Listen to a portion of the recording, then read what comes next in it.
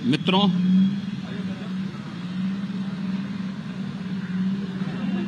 देश के यशस्वी प्रधानमंत्री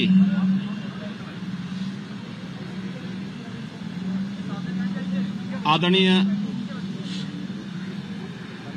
श्री नरेंद्र मोदी जी का आज पावन जन्मदिन है। इस अवसर पर उत्तर प्रदेश सरकार और प्रदेशवासियों की ओर से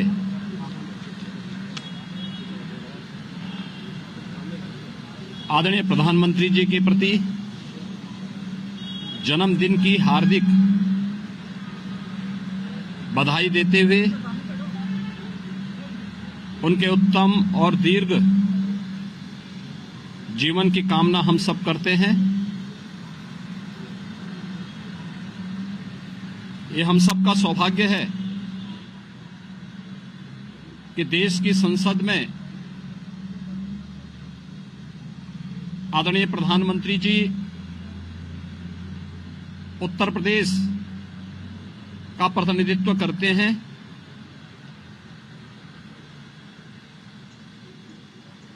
पिछले 9-9.5 वर्ष के अंदर प्रधानमंत्री मोदी जी के नेतृत्व में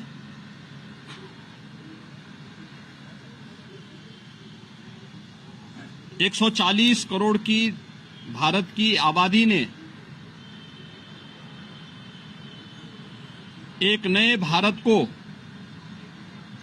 उभरते हुए आगे बढ़ते हुए देखा है, तो दुनिया ने भी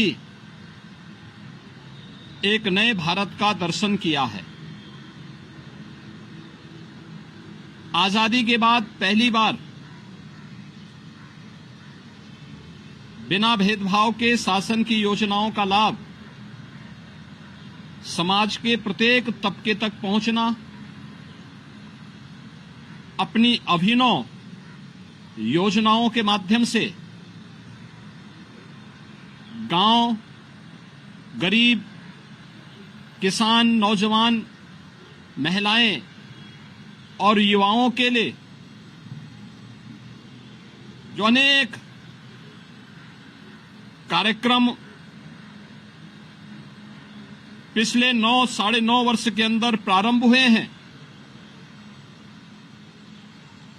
इन्होंने देश के करोड़ों लोगों के जीवन में व्यापक परिवर्तन करने का कार्य किया है। आज इसी का परिणाम है कि भारत के अंदर 140 करोड़ जनमानस के मन में जहां एक नया आत्मविश्वास भरा है,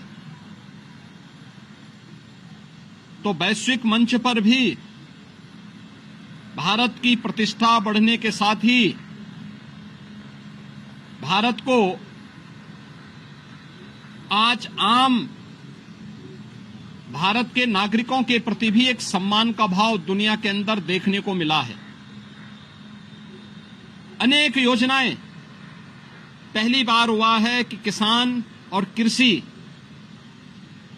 ये किसी शासन के एजेंडे की प्राथमिक सूची में आए हों। ये पहली बार हुआ है जब युवाओं के लिए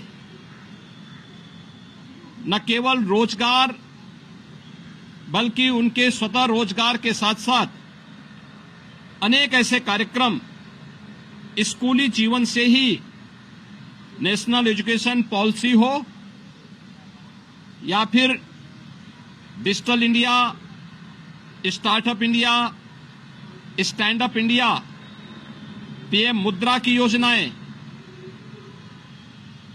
बेटियों और महिलाओं के लिए भी अनेक प्रकार के कार्यक्रम, बेटी बचाओ बेटी पढ़ाओ से लेकर के इन कार्यक्रमों ने उनके जीवन में व्यापक परिवर्तन करके एक नया आत्मविश्वास भरा है। पहली बार देश के अंदर अपनी विरासत के प्रति गौरव की अनुभूति होते हुए भी देखा है। पिछले 9 वर्ष के अंदर भारतवासियों ने योग को वैश्विक मान्यता मिलना, आयुष को इस सदी की सबसे बड़ी महामारी के दौरान दुनिया भर में आयुष पद्धति के प्रति एक नया आकर्षण होना, काशी में काशी विश्वनाथ धाम आज दुनिया को अपनी ओर आकर्षित कर रही है। केदारपुरी का पुनरुद्धार का कार्य आज उत्तराखंड के 4 धाम को एक नई ऊंचाई प्रदान कर रहा है। सोमनाथ का पावन मंदिर हो या महाकाल का महालोक,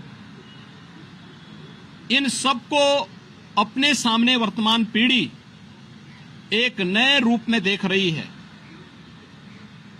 तो अयोध्या में 500 वर्षों के बाद श्री राम जन्मभूमि पर प्रभु श्री राम के भव्य मंदिर का निर्माण का कार्य भी ये विरासत के प्रति सम्मान और अटूट आस्था का भाव प्रदर्शित करते हुए दिखाई दे रहा है।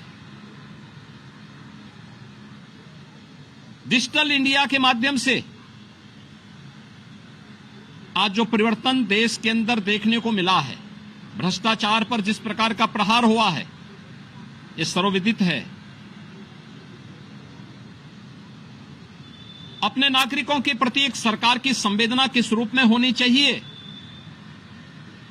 अनेक ईज ऑफ लिविंग के कार्यक्रम, बिना भेदभाव के गरीबों को मकान मिलना, बिना भेदभाव के हर गरीब को रसोई गैस के कनेक्शन उपलब्ध हो जाना, हर गरीब के घर में शौचालय उपलब्ध हो जाना, गरीब को घर में उजाला लाने के लिए सौभाग्य जैसी योजनाओं को आगे बढ़ा देना, ये तमाम कार्यक्रम गरीब कल्याणकारी योजनाओं को आगे बढ़ाने का कार्य करता है।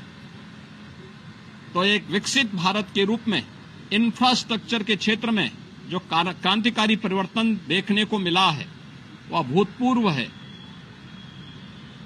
आर्थिक महाशक्ति के रूप में बढ़ते हुए नए भारत को सबने देखा है और G20 समिट के माध्यम से न्यू दिल्ली लीडर्स डिक्लेरेशन के माध्यम से दुनिया ने भारत की ताकत का एहसास भी आज किया है।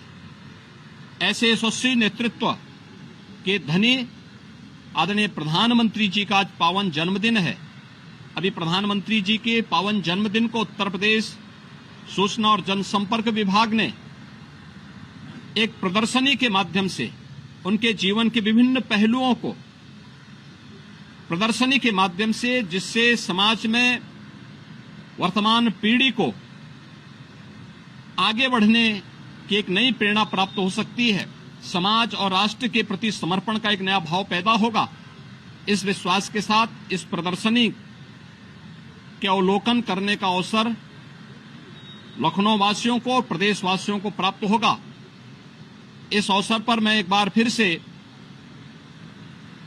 उत्तर प्रदेश सरकार और उत्तर प्रदेश वासियों की ओर से आदरणीय प्रधानमंत्री जी को उनके पावन जन्मदिन की हृदय से बधाई देता हूं। उनका नेतृत्व और उनका मार्गदर्शन एक लंबे समय तक देश को प्राप्त हो, इसके लिए प्रभु श्री राम से प्रार्थना करता हूं। जय हिंद।